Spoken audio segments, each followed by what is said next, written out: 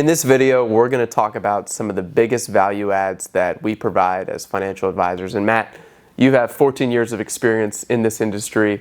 What are the actual biggest value adds that an advisor can provide? Ben, that's a great question.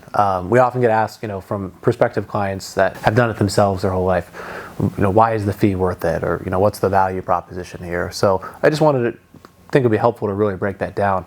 There are table stakes, such as, managing the wealth, rebalancing, tax loss harvesting, selecting securities, implementing the plan. I believe every firm should have those down pat. Those should just be general expectations, which of course save a client's time. I think the big differentiators for the best advisors are the intangibles.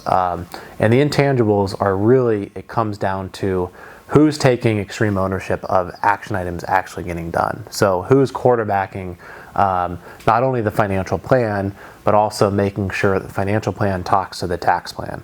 The financial plan talks to the estate plan. So some of the biggest things we've seen almost half the time is that on tax forms, if backdoor Roths get done, are those reported correctly on the tax return? Well, I think it really falls on the advisor to directly communicate that to the client and to the CPA so that everyone's on the same team. So when a client has these different relationships, a client's going to be too busy to remember everything that was said or done or implemented, so it really should fall on someone to quarterback the whole process. That's where I believe the financial advisor usually has the biggest high-level picture of the client situation. So it should be their responsibility to make sure the estate plan is talking to the financial plan is talking to the tax plan, the risk management plan's in place. So one common mistake we see, not only from a tax perspective, but from an estate planning perspective, is that maybe a will or a trust gets set up and the client thinks it's done, and the attorney, just says, great, the documents are done.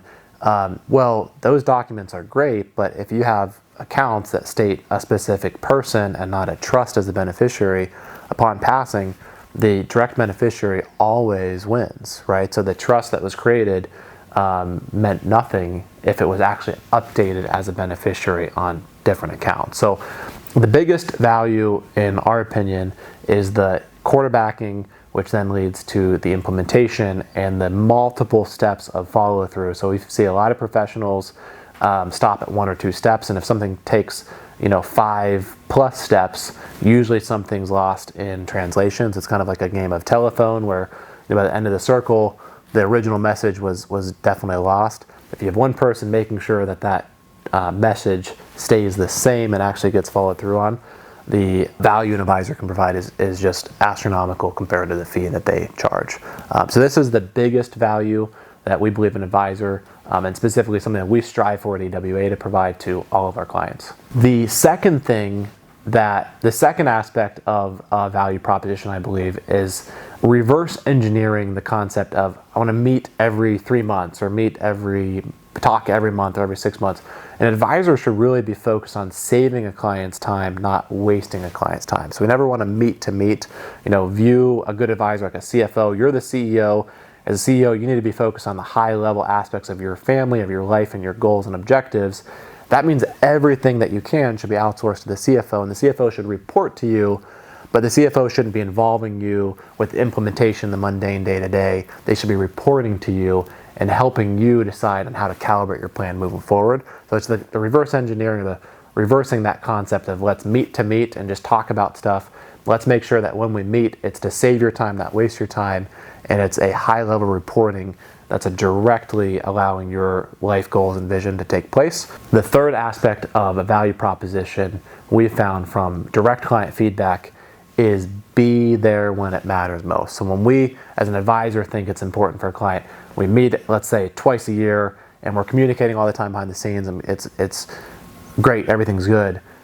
From a client perspective, what we've heard is that's great, that's expected, but the most important thing is that when something happens in life, maybe to a big decision for a child, or a big decision on a vacation house, or a job change, or a geographic change, maybe an event like a divorce, or someone getting married, are you accessible, are you available during these big events? And these, from a lot of clients' feedback to us, are 10 times more important than just a regular review meeting. Are you there when the client needs you most? How accessible are you? can you get back to your clients within a 24 to 48 hour turnaround and make sure that there's that extra attention to detail during those big life events. I think most clients will have 2 to 3 things throughout a year that are absolutely crucial that an advisor is involved with, and the advisor can help eliminate decision fatigue. So be there during those critical moments, and I believe the value will never be questioned. We welcome any questions you have and look forward to catching you in the next video.